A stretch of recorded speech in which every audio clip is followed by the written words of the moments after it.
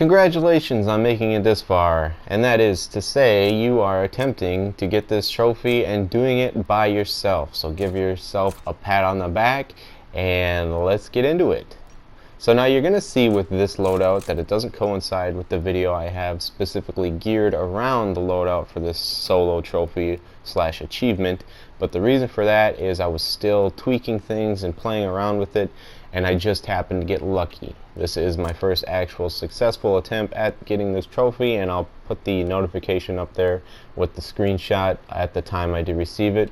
But the loadout is free fire with flak jacket and specialist training and fully loaded with the satchel charge as your lethal and the 9mm sap as your primary. And one thing about this cutscene, I'm not going to show you the entire thing, but I do want to point out one little thing here that might make you think twice about one of the characters, and that is Olivia, and that she has iron lungs, because with them being so high up in the air and where she's located on the blimp, as she yells up to them, there is no way in hell they can hear her.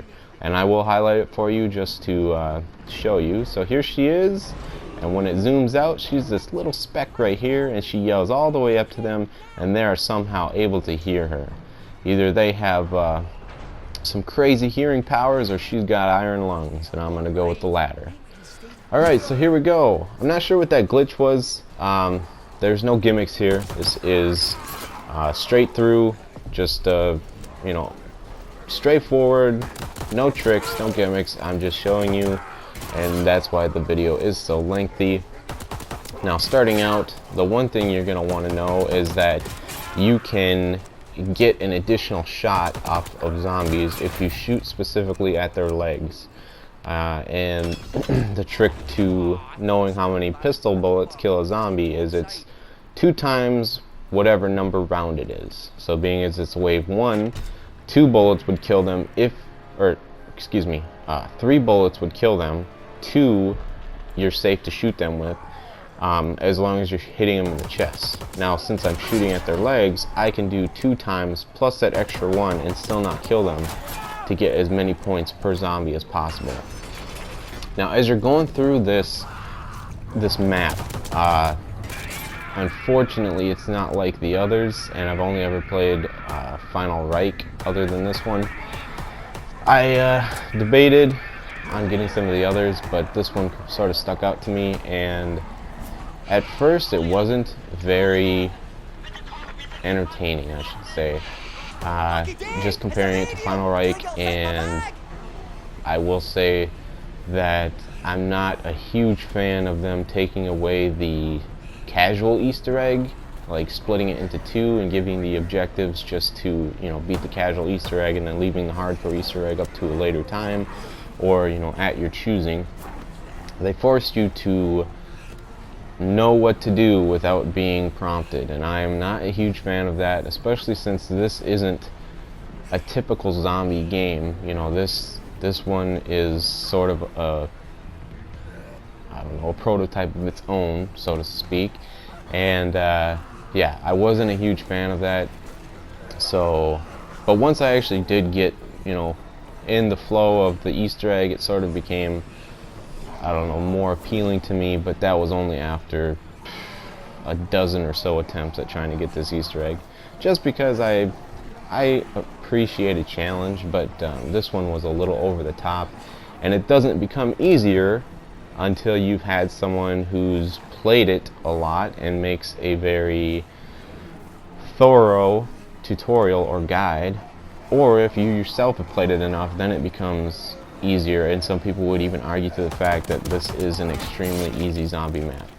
But I'm going to go ahead and stick with the fact that it's still pretty damn difficult.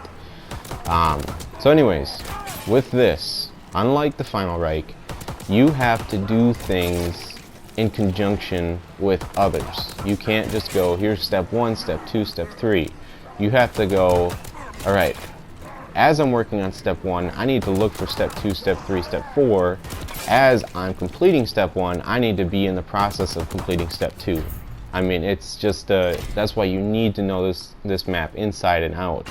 And it even comes down to opening specific doors as opposed to others in a certain order, just to make your process faster so that you don't go through too many waves trying to get points to complete everything in time to get on the Zeppelin and fight the boss, which is the hardest thing.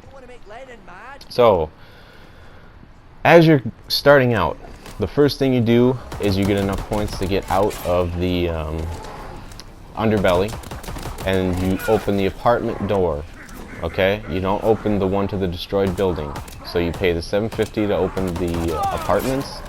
You look in the elevator to see if there's the Morse code for reaching the the frequency for reaching the Morse code on the radio.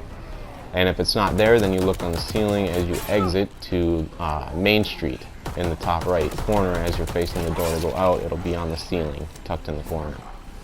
And I unluckily, in this round, haven't even found it in the theater, so I know that it's going to be in the museum. The two locations in the theater are on the dresser to the right of the big stage, and then to the left of the big stage there's two crates stacked on top of each other behind a blue dress.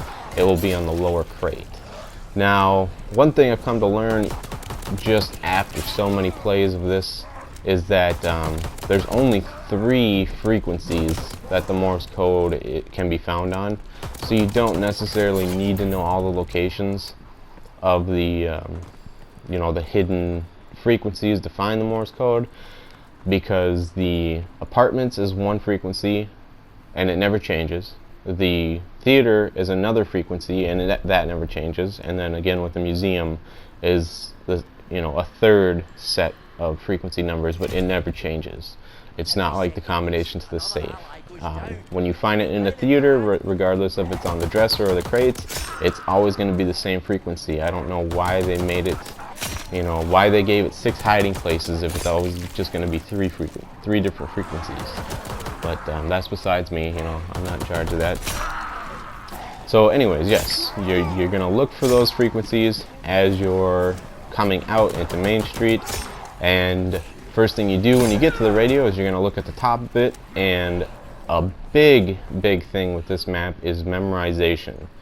You need to remember a ton of stuff, and if you're not good with it in trying to accomplish things at the same time, then you need to write it down as you're going along. So I didn't find anything in the theater aside from the magnifying glass. And this is the Wonderbus battery. It can be located here or in the theater on top of the other gun that I went up to on the top floor where I got the magnifying glass from. And so if you don't find anything in the theater, don't open that second door yet. Get enough points, go back to the museum, open the museum door from Main Street, and then do what you need to do in the museum. Okay, so I've got the frequency for the Morse code. And obviously you don't need to get the decimals when you're inputting the frequency on the radio. You just need to get the whole numbers. So you got to sit there and listen to it. Fast beeps count the number, and then slow beeps are skips. So if you hear 1 fast beep and then 4 slow beeps, that's the number 1. And you can get 2 to 4 digits. So it's going to be a small pause in between 2 numbers that create like a double-digit number. And then it's going to be a long pause in between numbers separating so that they're 2 individual numbers. And then it's going to be sort of a resting period for the cycle to restart. And if it starts with short pauses or short beeps, then that means it's counting down. So if it's 4 short beeps and then a fast beep at the end, that's the number 9. Okay? So you go up to this map right here, you hold square, you'll put the magnifying glass up to it. You always go your easting first and then your northing. And then once you get that, the cupboard to your right will open up, which will have the golden bowl. And I'll show you what to do with that once I pick it up.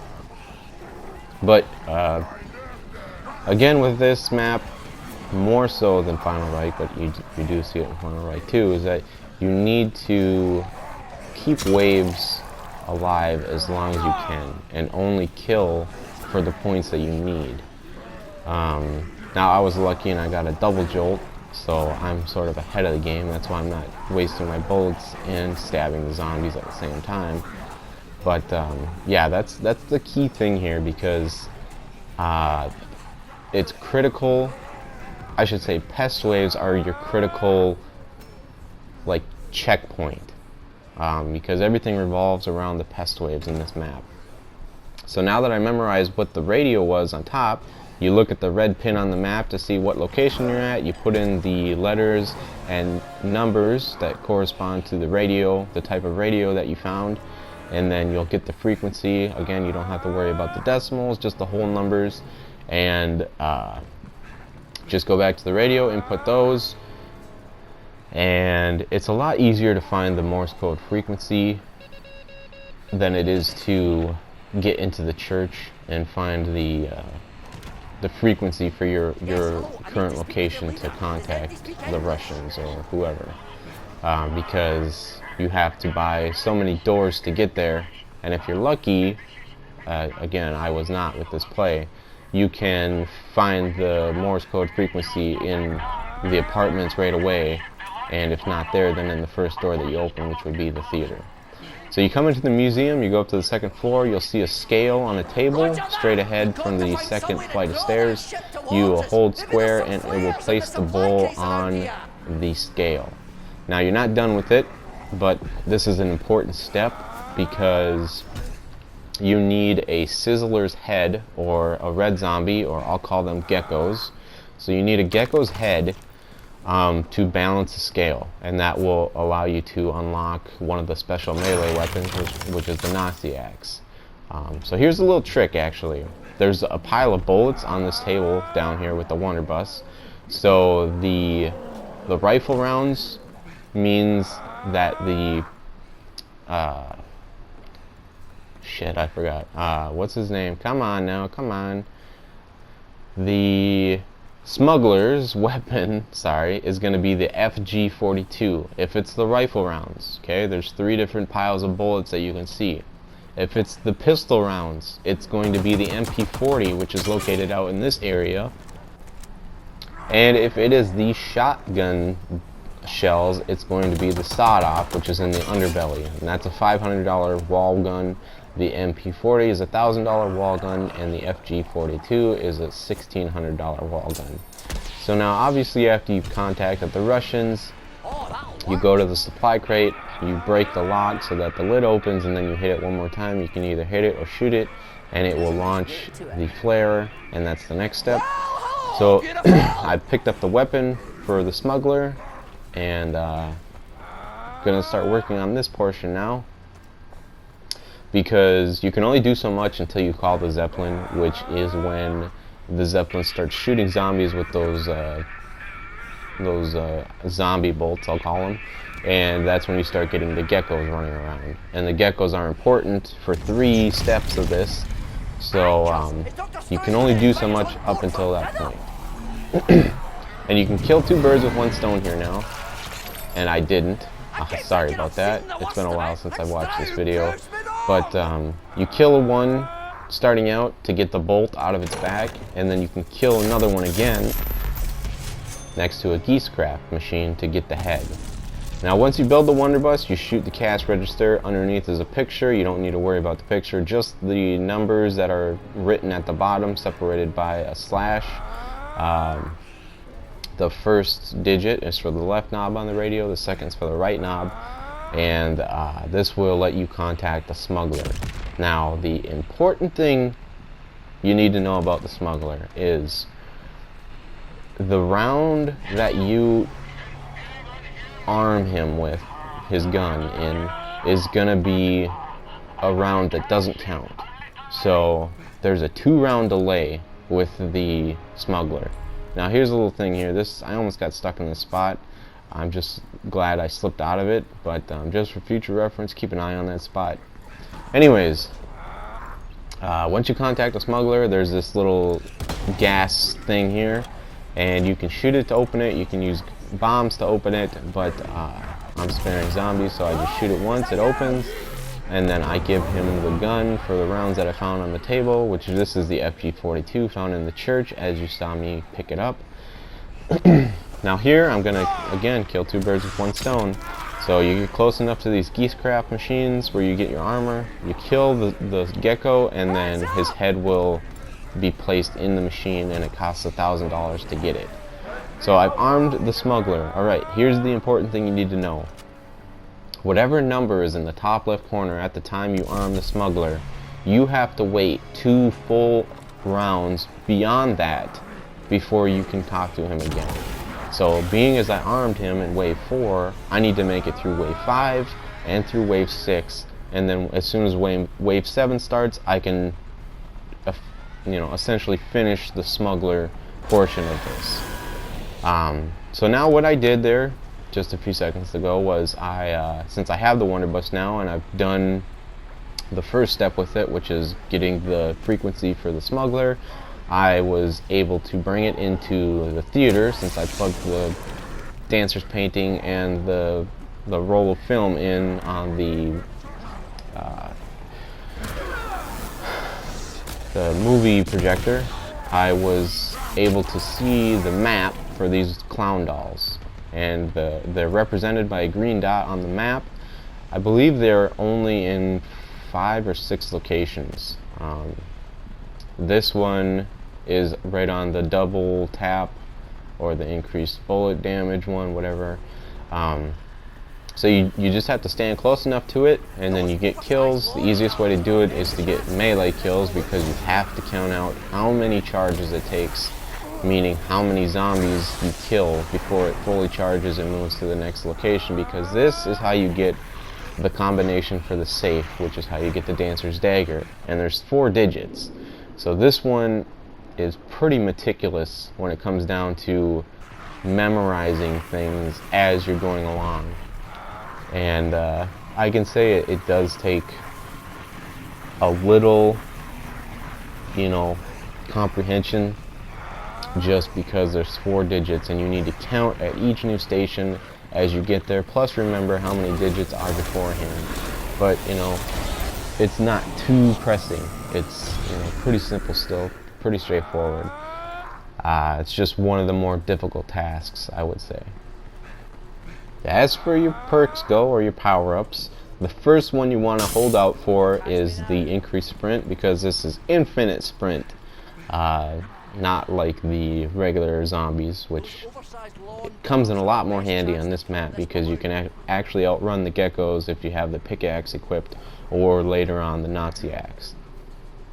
So again, I'm just counting out how many zombie kills per.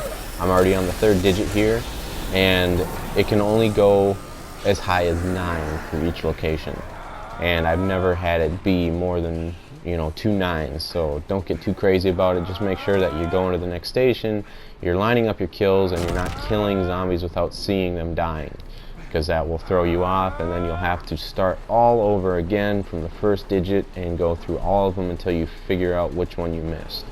And that can be frustrating, and it can chew through a lot of waves. So the second clown doll location that I was at was in the museum. He'll be up on a chandelier. The 3rd one is right in Main Street in the little puddle next to the trap, and then this 4th one here is next to the doorway against the church on the museum side. He's sitting up on one of the spikes, or the sharp edges. He's just sitting there. He's just chilling, just a little clown doll chilling. And yeah, so just make sure you're close enough to them. So now that I'm done with that, I'm gonna go ahead and grab this head and make my way to the museum so I can balance the scale, and then I can unlock my first special melee weapon, which will be the Nazi axe, which is the most useful aside from the dagger, but the dagger only is useful basically during the boss fight. Otherwise, the Nazi axe is going to be the most useful melee weapon you can have, specifically for this trophy hunt / achievement guide for doing it solo. Now, the trick here is once you plug the gecko head in, there's a rabbit with a golden back, hind legs and stuff right behind where I'm at. You need to kill 10 zombies close enough to it, as you saw there, It can be pretty finicky. If you're like an inch away, it won't register. So the easiest way to do it is just put your back against the rabbit and get your melee weapon out and just kill 10 zombies. But don't kill more than that if you don't have to. And once you kill all 10 zombies, there's a drawer on the desk to my right where I plug the mole and the gecko head in. It will open up and the Nazi axe is right there. Look at that. So with the Nazi axe, you actually run a lot faster than you do with the pickaxe, but you can still outrun geckos with the pickaxe. And now that I have this and there's one zombie left, I'm gonna go ahead and set this up to get my digits ready. So to prep the safe, it's the easiest to do obviously at the end of a wave, but just click on the safe, rotate the dial closest to your first digit without going past it obviously, and you rotate the knob right to left to right to left, or clockwise, counterclockwise, clockwise, counterclockwise. And you don't have to spin past the number like you do in real life safe dial locks. So you just go one to the other and one to the other, and there you have it. Hold square to get off the safe, you'll get the dancer's dagger. And now that it's wave 7, I can talk to the smuggler and finish this last portion off, getting the bat.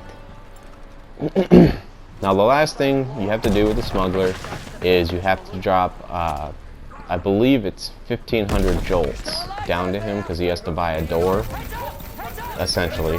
And so you drop the 1,500 down the hole, you have to kind of back up so that your jolts are actually dropping down to him. He'll pick them up, and then there's like a 1-minute delay before you can do the next step, but you have to go down where you got the Wonder Bus and knock on the door that's in that room a total number of 3 times before he'll open it for you, but we'll get to that when we're there. So anyways, as you're picking up these weapons, go ahead and plug them into the 3 stone carvings on the wall next to the big doors that'll lead you to the courtyard. And you need to plug all 3 of them in before you can do the next step. You can't do 1 weapon and then charge it, and then 2, and then charge it, and then 3, then charge it. You have to plug all 3 in before you can actually start charging the weapons as they're placed into their moldings. So, yeah.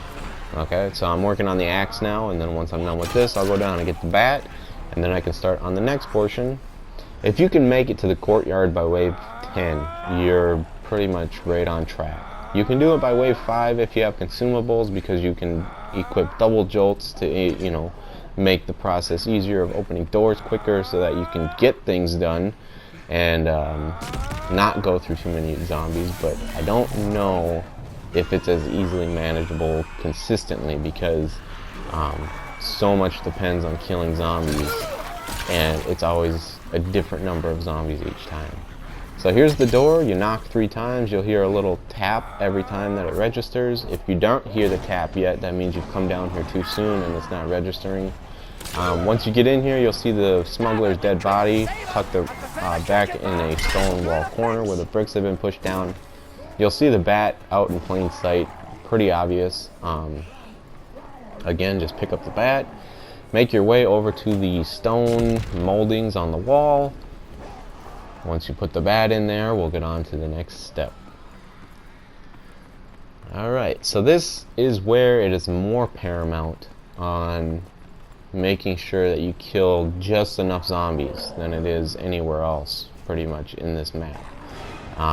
So starting out, you need 20 zombie kills. And this is, I mean, it's not important, but it's zombie kills charge the dagger, the dancer's dagger. And you need 20 zombie kills. It doesn't change. It's 20 every time. After the zombies, you'll need gecko kills. Alright? So it's beneficial to kill zombies before they turn into geckos at this point.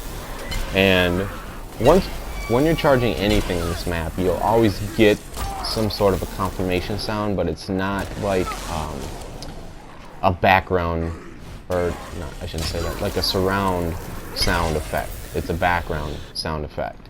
So you'll hear like an electric charge like revving up, which means that you've gotten that thing charged, the number of zombies that it takes. And when you're standing close enough to it, it's pretty easy to hear. So it's not too difficult.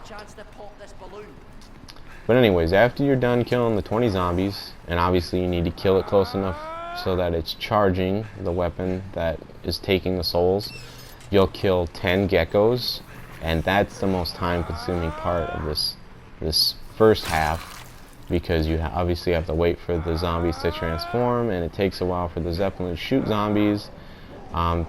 I have heard that there is a trick that if you keep sending flares up, it transforms zombies quicker, but I've only ever found that it transforms zombies quicker when you're playing online with more than one person. I feel that playing solo, it has a set timer for transforming the zombies into the geckos. So now that the zombie portion is done,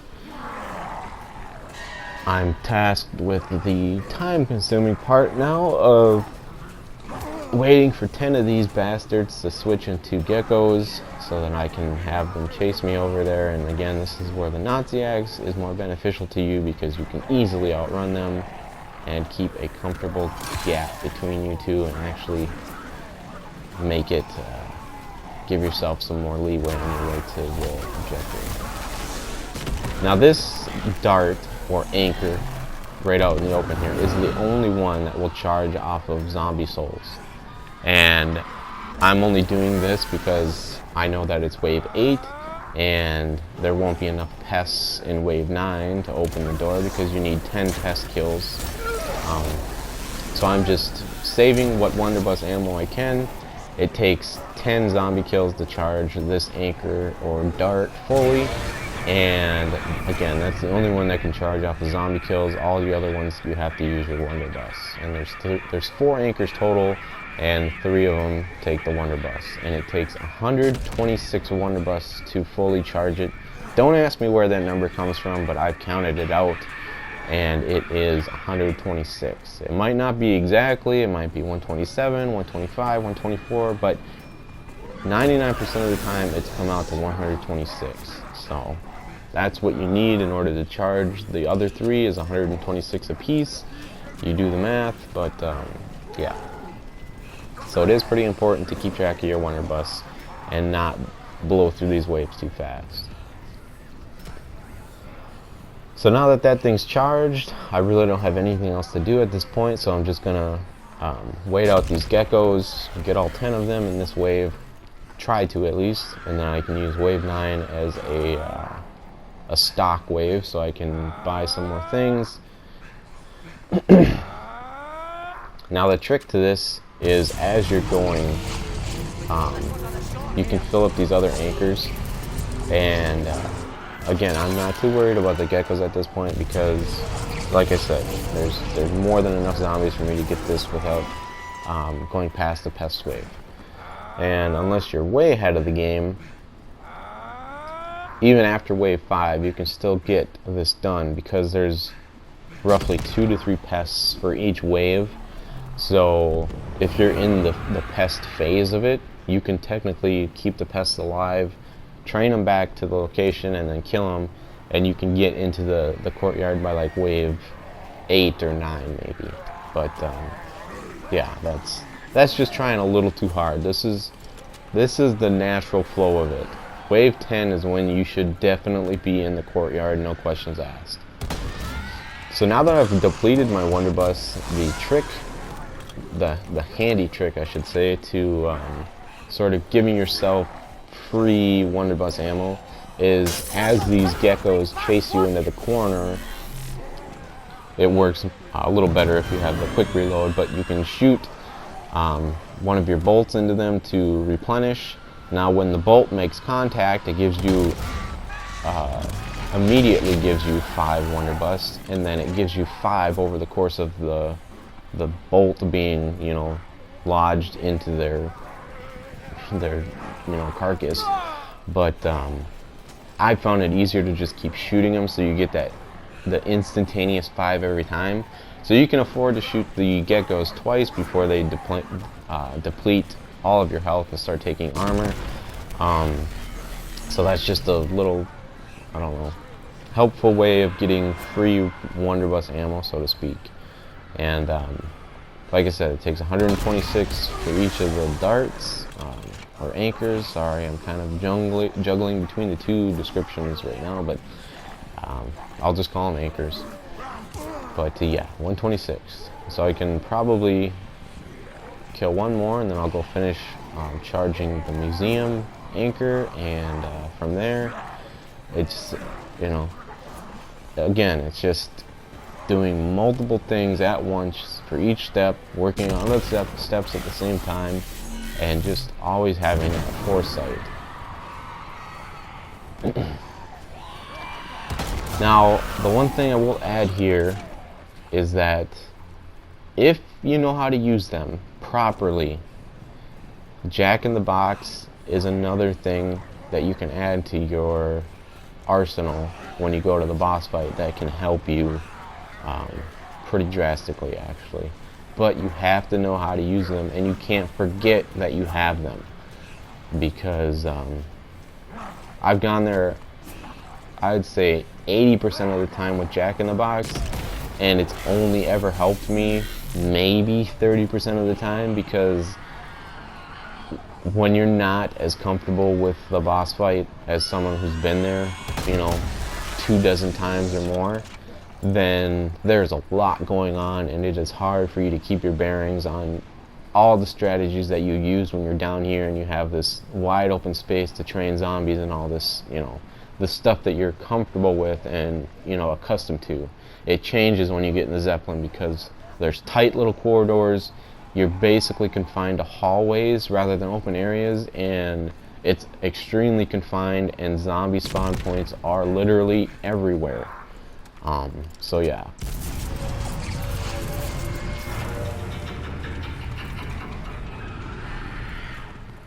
So I've got the museum anchor, I've got the one on the ground out here. I'm not entirely sure what the location is called. I guess I'll see when we go out here. The plaza. Okay, so the plaza anchor. There's going to be one in the courtyard, and then there's also one in the destroyed building. And that one, in my opinion, is the hardest to charge, just because it's in an awkward spot, and it's pretty confined down there as it is. Now, just a side note here, this is the Hangman's puzzle. So if you ever hear that reference, that's what this is right here. And what it is there's a little doll to the left of those arrows up and down, and that's why it's referred to as the Hangman's puzzle. But you can select all the letters of the alphabet one at a time, and you can spell words out on that big the marquee that's over the theater, and if you spell certain words, you'll get those items to spawn right below the arrows. And one of the items that you can get is Jack in the Box, but honestly, that for as long as this trophy takes as it is, that just adds more to it, because you actually have to spell out the Jack-a-Box in that order, and that just to me seems like more of a hassle than anything else. And if you hit the box enough times, like I'd say 7, 8 times, you'll almost always get the Jack in the Box when you're playing solo. So I finished off the geckos, and now I'm going to start working on the pests, just to give myself, you know, a little head start. I'm going to use what pests I get in this wave 9 here, but then obviously I'm going to finish off in the pest wave of wave 10. Okay, so that was number 10. There's my first pest. So now I've got 2 pests. Look at me, I can count. I'm Count Chocula. And again, just bide your time by recharging your Wonderbus off the zombies. It's easier to do it with the geckos as they're down on their knee, transforming, just because you can't really damage them when they're transforming unless you're shooting the dart. The dart is an instant kill, and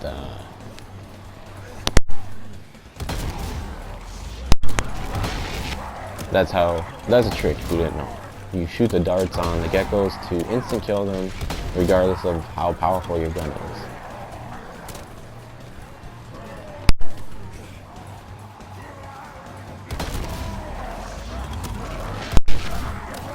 So I'm going to use what zombies I have left to replenish my blunderbuss to charge this last anchor, because when I go down into the courtyard, I just want it to be that last, the fourth anchor, which is technically the last one. This is just the last of the easily accessible ones. And at this point, you don't have to worry about losing armor, because the dagger, if you didn't know already, even though it tells you as you pick it up, when you do take down kills with the dagger, your health has to be full. That's the only kicker. It will give you back 1 point of geek shield every time that you do a takedown on a zombie. And if your health is anything but full, then instead of giving you 1 point of armor, it will automatically replenish your health instead of giving you that 1 point of armor. Now, as far as this loadout goes, I have to admit that I was not expecting at all to get the trophy on this play. I was actually attempting to see if I could cheat the game and sort of hole up in the drop pod that brings you up to the Zeppelin. I kind of figured, you know, fatal funnel, narrow doorway, all the zombies, you know, coming at me. Since I have free fire, I could just activate it and mow them all down. But I tried it with the wave that I go up there in, and I felt like it wasn't going to work, so I just tried the boss fight normally like I usually would, and it just so happened I lucked out hella and got the trophy. But just to clarify, I would not recommend this loadout if you're attempting to do this, and more so if you haven't had the extensive, you know, experience with this map. Just because Free Fire offers no sort of leg up as opposed to the other specialists that you could equip. The only thing that it actually helps you with is that last phase of the boss fight, when Blunderbuss ammo is your one and only friend, and you only have 100 of it. But other than that, yeah, I do not recommend this loadout. So just take this gameplay for what it is. Appreciate that, you know, it is what it is. And again, I have to apologize for the length of the video, but I just feel it's more beneficial to see the actual gameplay footage, you know, step by step, just play by play, because, you know, I might not even have covered something, you know, talking that you've seen in the gameplay that I didn't even know was going to be a helpful tip to you guys, but you know, took that away just from watching the gameplay. So, you know, again, sorry for the length of the video. I know I did this with the Final Reich and I didn't get very many views on it, but I just feel this is the proper approach when making, you know, guides and tutorials like this, because I can't tell you how frustrating it is when you come across a guide or tutorial that has, you know, the gameplay portion of it, and they just give you little snippets and chunks of the gameplay, and it's not even in correlation to the steps that they're covering. It's just that random gameplay as they're going over things with you. So right now I'm opening the Pack-a-Punch. There's these two circuit panels on the walls. You open them and the fuse box will show. It takes 8 Blunderbuss for each one of the fuse boxes, and then you come out to the destroyed building and it will lower the elevator the rest of the way and open the door for you, and the Pack-a-Punch is now accessible. It's a really easy Pack-a-Punch to get to compared to a lot of other zombie maps, and the only reason I waited this long to do it is just because I'm trying to get points. I'm not trying to get kills right now. So having an upgraded gun does me absolutely no good, especially since I'm on wave 9. But yeah, rather easy Pack-a-Punch to unlock. So I still have a couple of steps here to getting prepared for going down into the courtyard. So I'm just going to use whatever zombies I have left to replenish my Wonder Bus to 100, lower the drop pod, no, excuse me, sorry, get the Wonder Bus to 100 so I can go into the courtyard and lower the drop pod, and then you can only start the courtyard puzzle once you fully charge the anchor that's in the courtyard. So that's one thing to keep in mind too when trying to salvage your zombies and not get too crazy with it. But let's see. And I do, there is actually a correction. I know this is 40 minutes in, but it takes 124 Wonder Bus to charge the anchors, not 126. Sorry about the confusion. I know I said 126 more than a handful of times, but it's 124, and I was just looking at my notes, and I did actually count it out, you know, pretty precisely, and it's 124, and then everything that goes hand in hand with that. You know, it could be 125, 126, blah blah blah, but 99% of the time it's 124.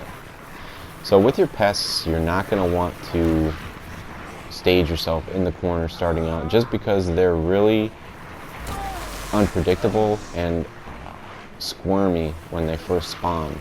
So starting out in the corner, you would most likely get trapped, and you've done a whole hell of a lot of work up until this point, and going out like that just is not the way to go.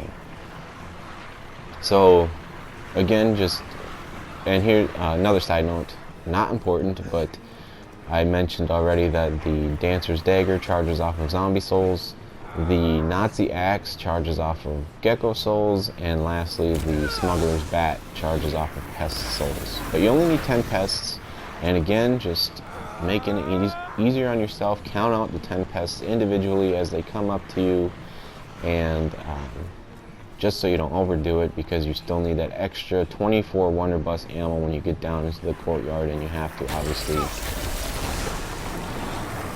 you know, harvest that off of these pests. Now, I'm apologizing ahead of time. I know in my Barbarossa puzzle video, I say that the puzzle itself is a 3-minute puzzle, and I spent 20 minutes down here because this is when I learned that you could rotate statues with your melee weapons as opposed to wasting Wonder Bus or your actual ammo. But I should mention that you can use regular bullets, you can use Wonder Bus, it takes 16 Wonder Bus to rotate the statues, but the best weapon for this puzzle is your 9mm sap pack-a-punched, because each shot is 10 bullets, and I'm pretty sure it takes 16 bullets just as well as it would take 16 Wonder Bus to rotate a statue. So essentially you would only have to shoot a statue twice with the 9mm sap to rotate it. So that's just something to keep in mind if you know, become more seasoned on this map and just become that much better and make it easier on yourself for, I don't know, clearing out some of the more tasking steps, I guess. I don't know. But once you shoot a pest with your bolts to start harvesting this, you know, the Wonder Bus ammo, it's easier to just keep shooting it, because every time you get one Wonder Bus from shooting it, and you know the arc is constantly giving you the ammo, it's also damaging whatever zombie that you know, impaled with the dart.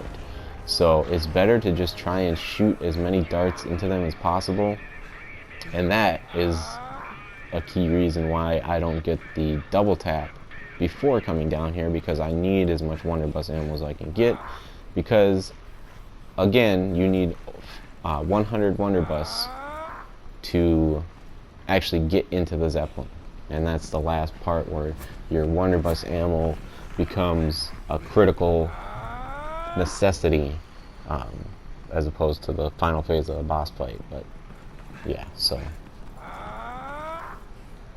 don't mind any of this. I'm extremely sorry.